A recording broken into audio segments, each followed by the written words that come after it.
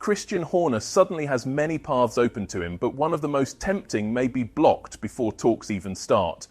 The word in the paddock is that Aston Martin's star technical partner, Adrian Newey, has a clause that would stop Horner from signing for the Silverstone team. If that report is true, it flips the usual script. Newey may have outmaneuvered everyone after leaving Red Bull during the internal power shift, making sure he could shape his next workplace without his old boss stepping in. The big question then becomes whether Lawrence Stroll can find a way around such a restriction, or if this is one door he simply cannot push open. Horner's next move is a hot topic for all the right reasons. The ex-Red Bull team principal is weighing his options carefully. Alpine and Haas were quickly named as realistic destinations. Then came talk that Lawrence Stroll had already sat down with Horner. That would be very on brand for Lawrence, a billionaire owner who always aims high and collects the best people he can find. On paper, Horner fits that plan perfectly.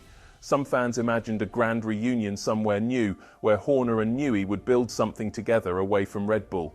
But the signals coming out don't support that idea.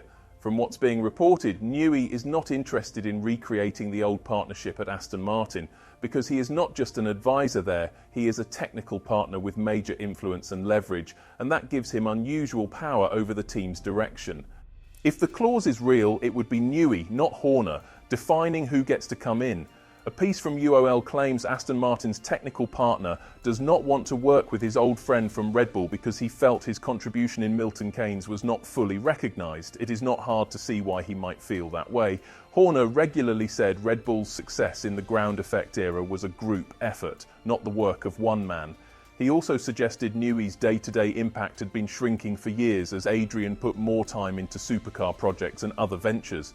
Even when Newey left in 2024, Horner played it down, stressing that no team's success rests on one person alone. Yet what followed made that stance look shaky. Red Bull began to dip, and while many factors always feed into a slump, the technical leadership choices stood out. The Balbo and Wachter group made some calls on RB20 and RB21 development that drew a lot of raised eyebrows. It is true that one person does not win or lose championships single-handedly, but the timing was hard to ignore. Add to that the fact that Horner exited and Max Verstappen quickly started winning again under Mekies, and you get a loud reminder. Having the right technical leader at the right moment can change everything.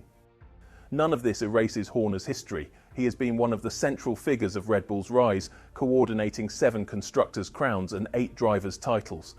He knows how to build a structure, navigate politics, and keep a fast car fast across a long season.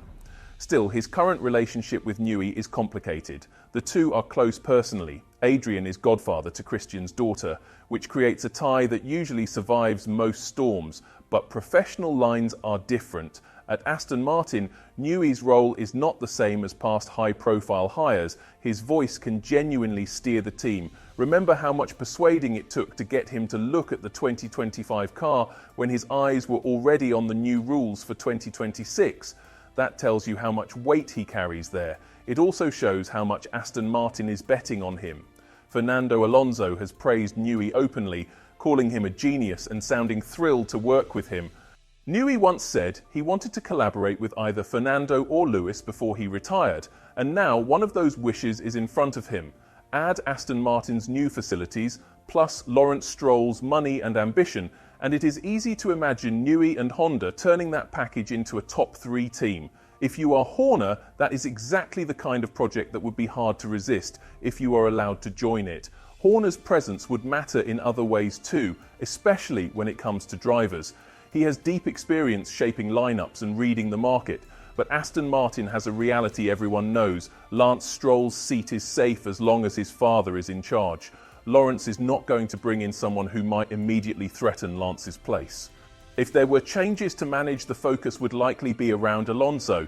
The 2-time champion's future is always a talking point. He has said if the team performs well, he could stay longer, but if the level drops, he would still do one more season to help push the project in the right direction. Replacing a 32-time race winner who has been key to Aston's step forward would be a huge job for anyone.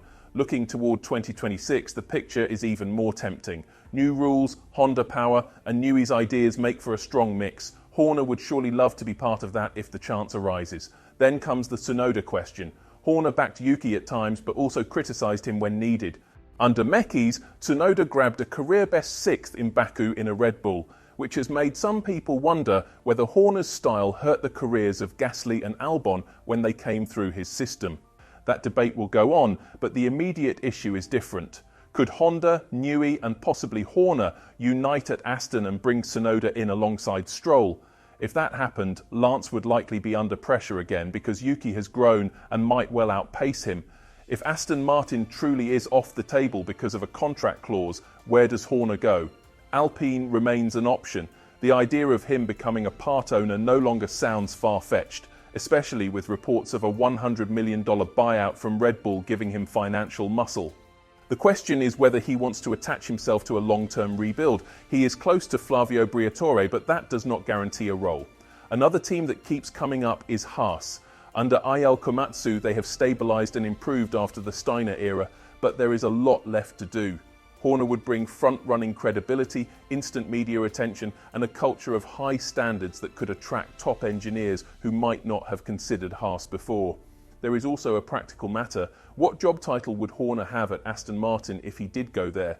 Team principal, CEO, executive advisor, or something hybrid? If Newey holds a veto, any role for Horner becomes extra complicated, and yet Aston Martin may still be the most attractive package for him. It offers resources, a clear growth plan, and a shot at fighting at the front, not just someday, but potentially soon. If the reported clause exists and Newey really does not want to budge, Lawrence Stroll would need to do serious diplomacy, convincing Adrian that the team would only benefit from adding Horner's management strengths. That will not be easy. Newey is not just an employee, he is a cornerstone of the current project, and Aston Martin has given him the room and respect he wanted. Persuading him to weaken a protection he asked for would be a tall task. Still, when Lawrence gets involved, surprises can happen. He moves fast, he makes bold promises, and he has already built a team people once dismissed into a squad many take seriously. If anyone can change minds in a hurry, it is him. So we are left with two key questions. Do you think the rumour about Newey's clause is real? And if it is, will it actually stop Christian Horner from walking into Aston Martin, even if both Lawrence and Christian want it? The next few weeks could tell us a lot about who truly holds power in this new chapter, and about how far each side is willing to go to shape the future of the grid. Thank you for watching. If you liked the video, subscribe to the channel and leave a comment below. See you in the next video.